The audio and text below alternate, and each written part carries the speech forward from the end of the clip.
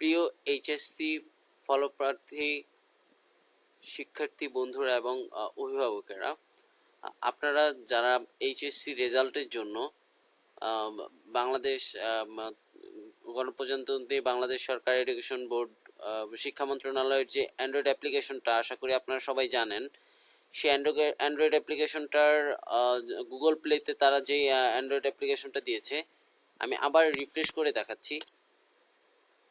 এই যে এই অ্যান্ড্রয়েড অ্যাপ্লিকেশনটা, এখানে এই অ্যাপ্লিকেশনটার মধ্যে খুব ভালো রেটিং আছে। আমরা জানি 3166 এই পর্যন্ত অলরেডি 4.3 রেটিংস, এবং অনেক অসংখ্য পরিমাণ 5 রেটিংস আছে।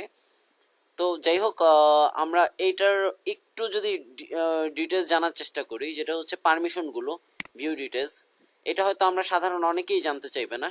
পারমিশনগুলো যদি আমরা দেখি BD results, education Teletalk BD result free, version 1.2 can access identity. আপনার এই ডিভাইসে যত অ্যাকাউন্ট আছে তারা এটা অ্যাক্সেস নিতে পারবে। তারা রিড ইউর কন্ট্যাক্ট, আপনার যত কন্ট্যাক্ট নাম্বার আছে তারা রিড করতে পারবে এই অ্যাপ্লিকেশনটা।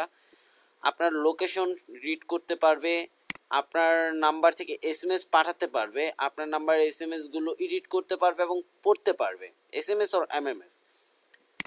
আপনার এই ফোনকে তারা এই অ্যাপ্লিকেশন দিয়ে ইউজ কল করতে পারবে, এবং ফটোজ, মিডিয়া ফাইল যে কোনো মডিফাই বা ডিলিট করতে পারবে, এবং ইউএসবি যত কন্টেন্ট আছে সব রিড করতে পারবে, এবং আরও বেশ কয়েকটা ব্যাপার আছে। তো এগুলো বেশ সন্দেহজনক, এবং আপনি নিজেই যদি একটু চিন্তা করেন আসলে এই এক্সেসগুলো, আপনি একটা অ্যাপ্লিকেশনকে এই এক্সেসগুলো আপনার দিয়ে দিতে হচ্ছে।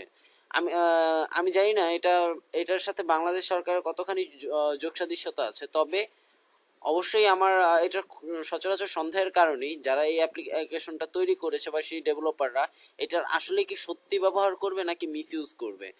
সো আশা করি এই অ্যাপ্লিকেশনটা আপাতত ব্যবহার করা থেকে বিরত থাকবেন, এবং শিক্ষা মন্ত্রণালয় থেকে আমরা আশা করব যে অতি শীঘ্রই এই ব্যাপারে একটা প্রেস কনফারেন্স অথবা এই ব্যাপারে জানানো হবে ব্যাপারগুলো সম্পর্কে। এবং যদি এটা কোনো অসৎ উপায়ে করা হয় তাহলে অবশ্যই ডেভেলপার, যে অ্যাপ ডেভেলপার, তাদের বিরুদ্ধে যাতে বাংলাদেশ সরকার যথাযোগ্য শাস্তি গ্রহণ করে, এটাই আমাদের দাবি রইল। আর আপাতত আমার পক্ষ থেকে অনুরোধ রইল, সাইবার 71-এর পক্ষ থেকে অনুরোধ রইল যাতে এই অ্যাপ্লিকেশনটা ব্যবহার করা থেকে একটু সতর্ক থাকে সবাই। ধন্যবাদ।